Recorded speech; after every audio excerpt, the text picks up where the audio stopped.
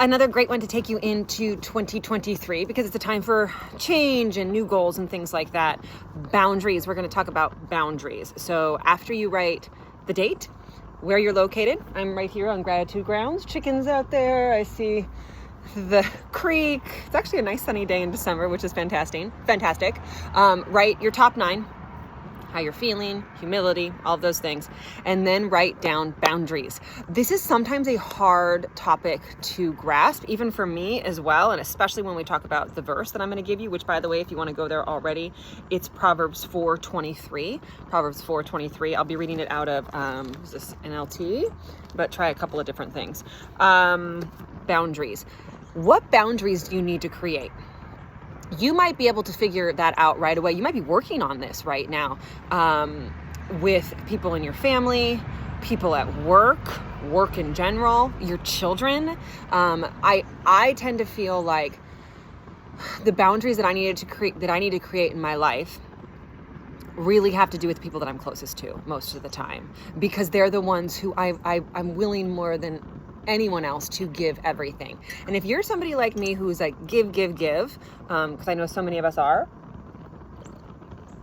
this is even more important to you. I hear from a lot of people who say, I'm taking care of this person and this person and this person, and they don't even care, and they're not giving anything back, and I have no time for myself. And I feel empathy for that. And I feel like not feeling sorry for, but feel empathy for that, because that's a really hard position. I've been in that position before, where you feel like, I was giving to my mom and my dad and my kids and my husband, and I wasn't having time for myself. But we have to have some responsibility over that as well. You have to be able to say no. You have to be able to create boundaries. You have to be able to understand that you're on the upside of the boundary, and if you're not taking care of yourself, you're not taking care of anybody else. Boundaries are so healthy. And in this book by Lisa Turkhurst, which I really love her, she's great, and she's very honest and raw, and she's been through it, which I think is really important. It's a really good book to read, maybe as part of your devotionals, and no affiliation, I just like the book. She says that boundaries aren't just a good thing, they're a God thing. God has designed us to have some boundaries. So let's give some examples. You have a child who's take, right? Who always comes back. Maybe they're going through some type of addiction. Maybe they're just not being able to figure out life. I'm talking about more of an adult child. And you continue to give over your heart, your finances, your time, and you continue to be disappointed and hurt and not feeling like you're getting anything in return. That's where you need to create a boundary, and you need to do it for yourself. Like, I am not going to give all of this bandwidth anymore, because it's going to set myself up for sadness and hurt.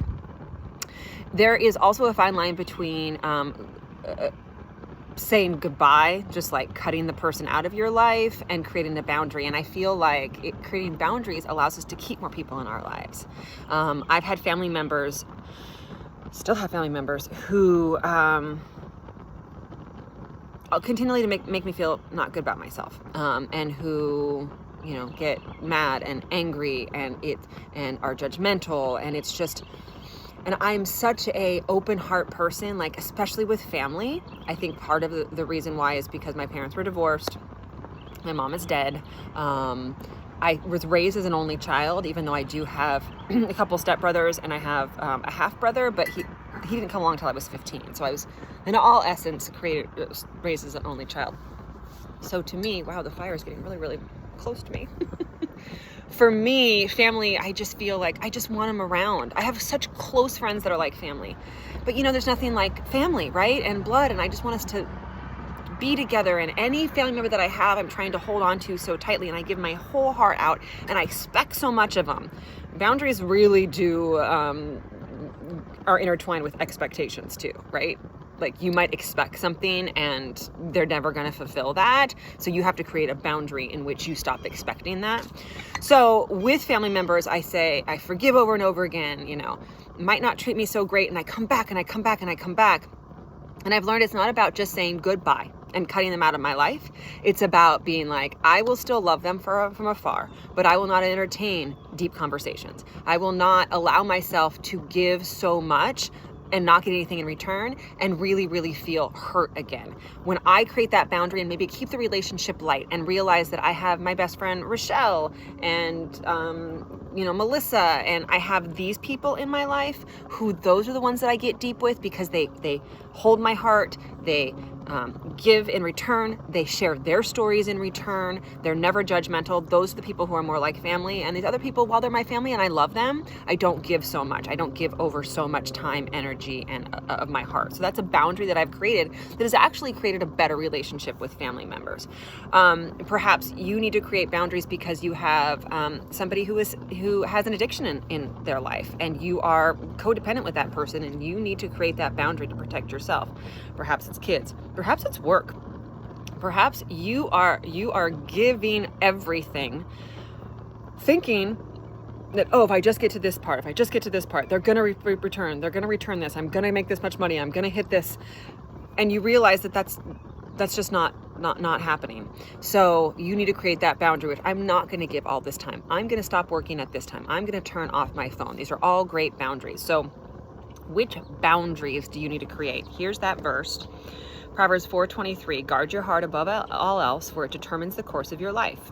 Avoid all perverse talk, stay away from corrupted speech. Look straight ahead and fix your eyes on what lies before you. Mark out a straight path for your feet. Stay on that safe path. Don't get sidetracked. Keep your feet from following evil. That guard your heart above all else because it determines the course of your life is always a confusing one for me, because I feel like as Christians, we are supposed to give over our whole hearts to people.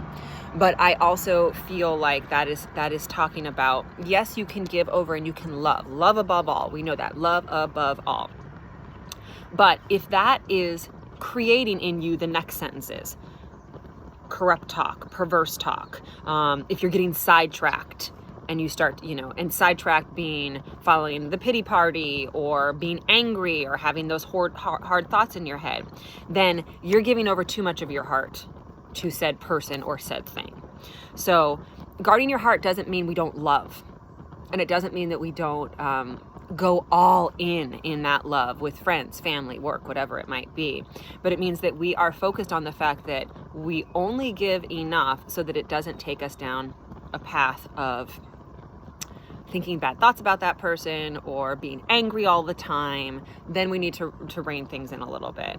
I encourage you to read Proverbs 4:23 in a couple of different versions. I encourage you to discuss what you think that verse is about, because it's a really, really interesting one. And then also, obviously, I love this book if you want to read more about boundaries. So boundaries, what boundaries do you need to create, especially going into 2023? And maybe it has to do with some people, or it could be work, or it could be kids. Sleep boundaries are always good as well. Okay, you can watch all these on Instagram, Facebook, and YouTube. We have a new YouTube channel, so I hope you'll go check that out. Remember, I'm also doing that book sale. I think there might be a few left. We'll see by the time we post this. So if you want to get Where's My Crown for Acting Like Everything is Fine, I'll sign it for you and send it to you. Free shipping. Follow the links for that as well. And I hope you're enjoying this, and I'll see you tomorrow.